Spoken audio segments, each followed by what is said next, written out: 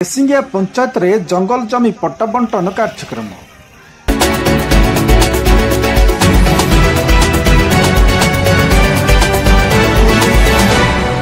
घोदेगिरी राजस्व और विपर्यय परिचालना विभाग पक्षर तहसिलदार रंजन कुमार साहू अध्यक्षतार ग्रेसिंगिया पंचायत रे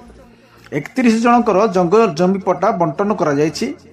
2008 मसीह दाबी कर जंगल जमी गुड़िकर सरकार पक्षर जंगल अधिकार आईन एवं संशोधित नियम 2012 अनुसार दाबी कर आदिवासी और अन्य पारंपरिक वनवासी मानकर व्यक्तिगत जंगल जमी पट्टा प्रदान कर उक्त जंगल जमी रे जीवन जीविकार उन्नति और खाद्य सुरक्षा एवं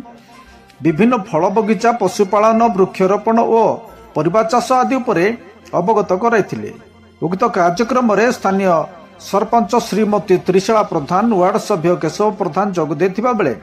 राजस्व निरीक्षक बिंदुलता बेहरा, वरिष्ठ किरणी प्रभात साहू, FR सेल संयोजिका मोनालिसा, MI असिस्टेंट सोनलता एवं वसुंधरा संयोजक ऋषिकेश प्रधान जोग देथिले।